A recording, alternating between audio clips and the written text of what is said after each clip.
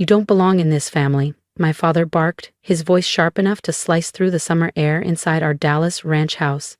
His face was flushed, eyes narrowed with the kind of rage I'd spent my whole life trying to avoid.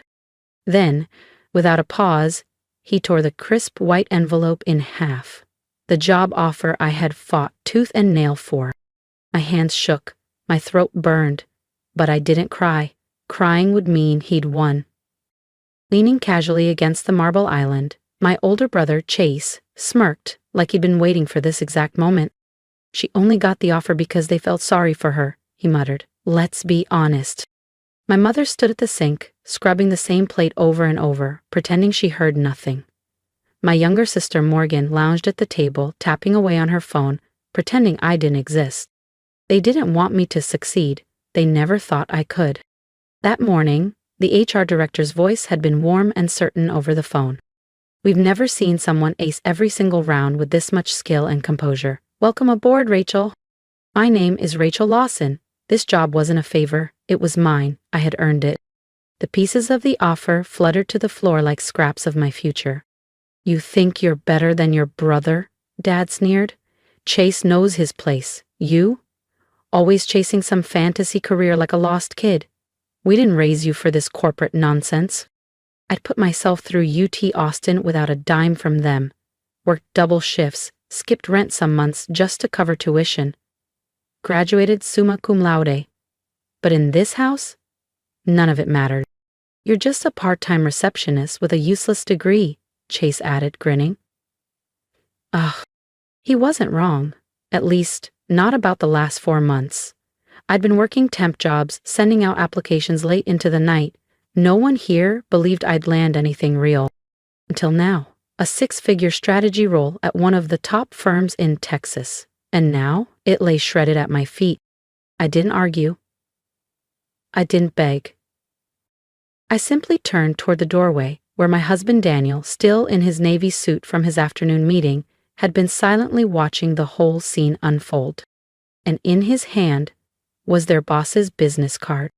He had one hand tucked in his pocket, the other resting on the shoulder of an older man in a tailored charcoal coat.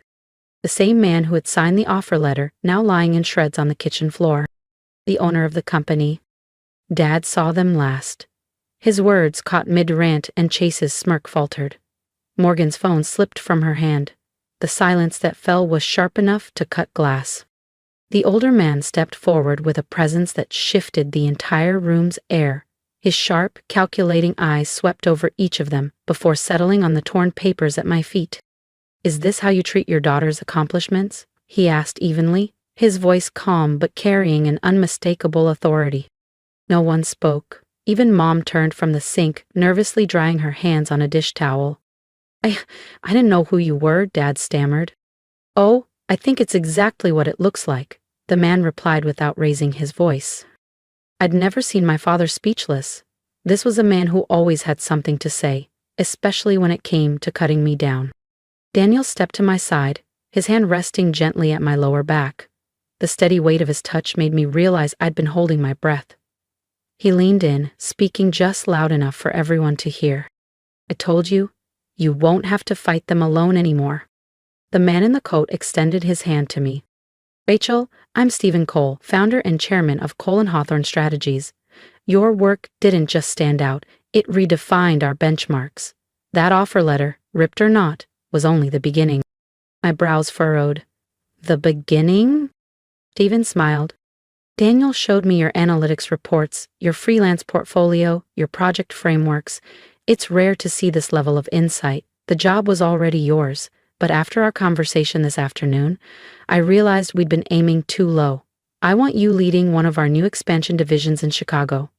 If you're willing. My voice caught. Yes, absolutely. Chase took a step closer, his tone suddenly honey-sweet. Wow, Rachel, that's incredible. Maybe you could, put in a word for me? I turned to him slowly, my words measured. Put in a word? You just said I only got the job out of pity. And this time, it was my smirk that lingered. Chase's lips twitched, caught in the act of his own lies. Stephen's eyes narrowed sharply. I don't think we'll be needing any more James family recommendation. Dad swallowed hard, his face draining of color. His voice dropped to a whisper. Rachel, we were just trying to push you to be stronger, that's all. I didn't mean to, he faltered. I didn't mean to realize you never did, I interrupted calmly. I bent down, picked up the shredded pieces of the offer letter, and handed them to Daniel. He smiled gently, folding the fragments carefully before slipping them into his coat pocket. Souvenir, he said softly, for the day you left their limits behind. No one spoke as we walked to the front door. The autumn air outside was crisp and sharp, and for the first time in what felt like forever, I exhaled. But inside my chest, something else was stirring. Not just relief, resolve. This wasn't just about a job. It was about reclaiming my voice, and I was only just beginning. I didn't return to that house for weeks, not a single call. But the messages started soon enough. First, text from Mom. Come by sometime. Your dad didn't mean it. Then voicemails from Chase. Can we talk? I think we got off on the wrong foot. Even Jason, my brother who never once defended me, sent a cryptic text. You should know what they're planning. I ignored them all, until one evening Daniel handed me his phone. Rachel, he said carefully, you need to hear this. It was a recorded call Jason had secretly sent. Dad's voice crackled through the speaker, bitter and venomous. She embarrassed me in front of everyone, my own daughter, acting like she's better than us. And with that husband of hers, that smug little punk pulling strings with Whitman, I don't care what offer she got, I'm cutting her off. No inheritance, no contact. Then Chase's voice. Dad, calm down. We can still fix this. Let me apply to Whitman too. Maybe if I say, Rachel referred me. You think she'll help you after how you treated her? She's got her own agenda now. Maybe we flip the story. Say she lied about the job, about Daniel. Spread a little doubt. People always believe the loudest voice first. Silence, then cruel laughter. My blood ran cold. This was no longer just resentment. If you're as shocked as I was by what happens next and want to see how I faced their betrayal head-on, make sure to subscribe and hit the notification bell so you don't miss the next chapter of this journey. Trust me, you won't want to miss what comes next. They wanted to ruin me. I stood up from the couch, stunned. Lie about me? Daniel's jaw clenched beside me. They still might, he said quietly, but they won't get far. I've already contacted HR. Your name and files are locked down from any internal referrals or gossip. My stomach churned. All my life, I'd believed that hard work and proof of worth would eventually earn their respect. Now I saw the truth. This wasn't just a toxic family.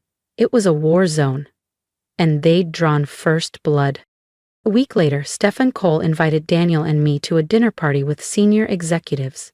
An elegant affair in downtown Dallas, filled with some of the most influential business leaders I'd ever met. I wore a sleek midnight dress, and Daniel was in a perfectly tailored black suit. The moment we walked in, heads turned, because I wasn't just Dad's daughter anymore. I was someone these people wanted to know. The evening felt surreal. Conversations buzzed about international expansions, innovation boards, upcoming IPOs, and in the middle of it all, me. At one point, Stephen pulled me aside. I want you to know, he said softly, people like your family, they don't get to define you. You've earned everything coming your way, and this is only the beginning. I nodded, fighting back the sting in my eyes. Later, as Daniel and I drove home, a car was parked across the street. Jason, I whispered, stepping out before Daniel could stop me. Jason rolled down the window, motioning me over. I had to warn you, he said low. Dad's trying to file something against Daniel. Some bogus complaint about manipulation or insider influence, saying Daniel pressured Stephen to hire you. I clenched my jaw. Is he serious? Jason looked tired, maybe even regretful, for the first time. He's angry, thinks you humiliated him. It's personal now. I stood silent a moment, then said, he made it personal the second he tore that letter. Jason leaned back, sighing. I never said this before, but you didn't deserve any of it. I gave a small, dry smile. You all let it happen. Then I turned and walked away. Because I wasn't just going to survive this, I was going to win. 3 weeks later, an envelope arrived at our door. Thick, official, sealed with the Cole and Hawthorne crest. Inside wasn't a promotion notice or routine paperwork. It was evidence. A printed transcript, attached emails, proof that my father had contacted not only HR, but 2 board members. He'd fabricated a story that Daniel had bribed Stephen Cole, that I'd lied on my resume, that my marriage was a sham, a calculated move for career gain. It was so outrageous, so painfully desperate it should have made me laugh. But it didn't.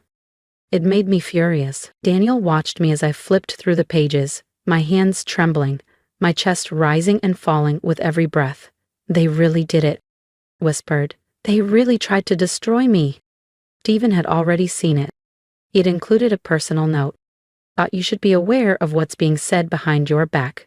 None of it holds any weight with us, but you deserve to know. Let me know how you want to proceed. Daniel sat down across from me.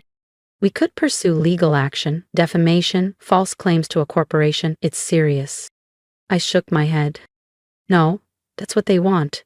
They want to drag us into a war. Bring us down to their level. He waited, watching me carefully. Then, what do you want? I looked down at the last page. An attached list of donations made in my father's name to Cole and Hawthorne's charitable foundation. Small recurring gifts from years ago. Likely attempts to buy favor or curry attention. I smiled, a cold, calculated smile. I want to do this the way they never expected. Daniel raised an eyebrow. With what then? I looked up at him. At the next Cole board meeting, Stephen made a special announcement. A new team was being formed, the Innovation and Ethics Committee. I was named founding chair. It meant oversight, internal audits, access to every document, every backdoor channel. My father once thought he could abuse his influence. The irony was delicious. Meanwhile, word leaked that someone from my family had tried to sabotage my career. The business community responded exactly as you'd expect. Doors closed to him, sponsorships dried up, invitations stopped coming. Suddenly, the Lawson name wasn't respected anymore. It had become a warning sign. I said nothing. Made no scenes, but they felt it every day, in every room I wasn't invited to. Until one evening, I got a call from Mom. Her voice was frail, shaken. Your father isn't doing well, she said quietly. He's not sleeping. He lost the bid on the city infrastructure project. Chase still hasn't found a new job. We're struggling. I stayed silent. Then she added, even asked if you'd be willing to talk. Just once. I sat for a long time, staring out at the Dallas skyline from my apartment window. This was the man who told me I didn't belong in his family. Now he wanted a conversation. I took a breath. Tell him I'll meet him. Daniel looked across the room, concern in his eyes. Are you sure? No, I admitted. But I'm not doing it for him. I'm doing it for me. Because forgiveness wasn't forgetting. It was freeing yourself from the weight they tried to bury you under. I agreed to meet Dad at the old diner off Main Street, the same place he took us for pancakes when we were kids. The diner hadn't changed, same cracked leather booths, same flickering neon sign. But I had changed. I walked in wearing a slate gray power suit, hair tied neatly back, heels clicking on the linoleum floor. My presence wasn't loud, but it commanded silence. He was seated in the corner, smaller than I remembered. A man once too proud to bend, now hunched over a chipped mug of black coffee. His eyes were fixed on the table, as if searching for answers he'd lost. He looked up when I approached, and for the first time, I saw something unfamiliar in my father's eyes. Shame. Rachel, he said, voice barely above a whisper. Thanks for coming. I sat slowly, crossing my legs and meeting his gaze without flinching. I'm not here to make peace, Dad. I'm here to listen. You wanted to talk, so talk. He flinched, the weight of his pride, once armor, crumbling. He rubbed his hands nervously. I know I messed up, he said. I messed up bad, with you. With everything. He paused, swallowing hard. I didn't think you'd become what you've become, my father said quietly, his voice heavy with regret. You were always stubborn. I thought I had to beat the softness out of you. I leaned in, voice low and firm. What you called softness was ambition, discipline, and self-respect. He said nothing. No argument, no denial, no excuses. Just silence, louder than any apology. Slowly, he reached into his coat and pulled out a folded sheet of paper. I recognized it immediately. My original offer letter, not the one he tore apart. He must have kept a copy. I tried to tape it back together, he muttered. I didn't know what else to do. I wanted something to remind me how wrong I was.